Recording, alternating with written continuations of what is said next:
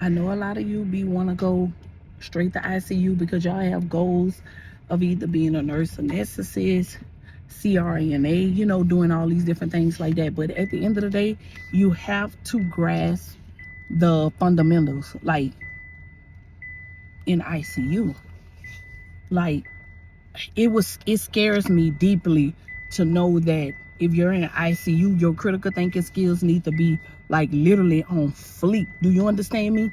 Like looking at values, anticipating shit way more keen than med surge bedside telenurses.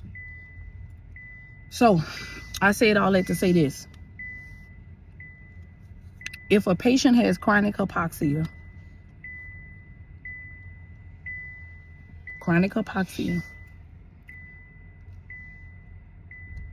patient only been extubated one day. Patient has OSA. Patient diagnosis syncope. You send a patient with no tele.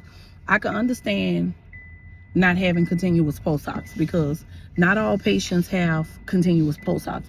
Y'all gonna have to just deal with the beeping. Okay then. So anywho,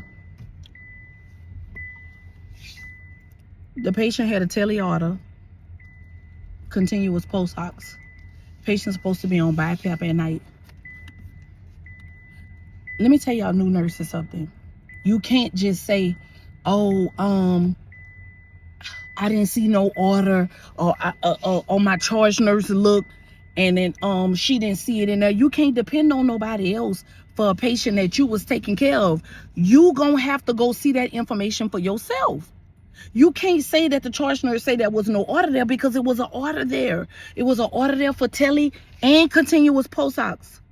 But even if there was not, would you not, being a competent nurse, that critical think, looking at this patient status, looking at this patient history, this patient was having seizures.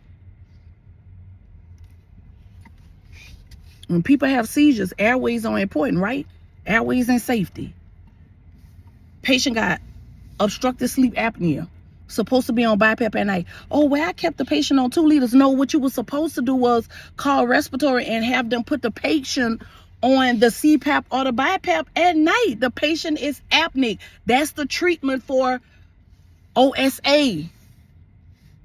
If a patient come in with syncopal episodes, a history of CHF, you don't think the patient need a tele? The doctors are busy just like we are. But as nurses, we're supposed to even go and ask, hey, I see that you didn't order the tele, or is there a tele order in the transfer orders?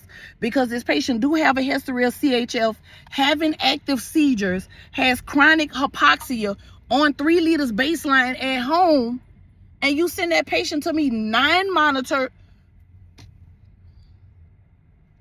You can't just say, I noticed from precepting a lot of new nurses, everybody just want to pass the buck on to somebody else and say this and say that. But let me let y'all know something. When it comes time for them depositions, is deposition? Y'all know, it'd have been a long day. When it come time for y'all to be on that stand, okay, y'all gonna be there by yourself. Ain't nobody else about to take the fall for y'all for a patient that you took responsibility for. In every state, according to the state, whoever you take report on, you're responsible for that patient. You can't say, well, the charge nurse, no, them people not gonna go for that.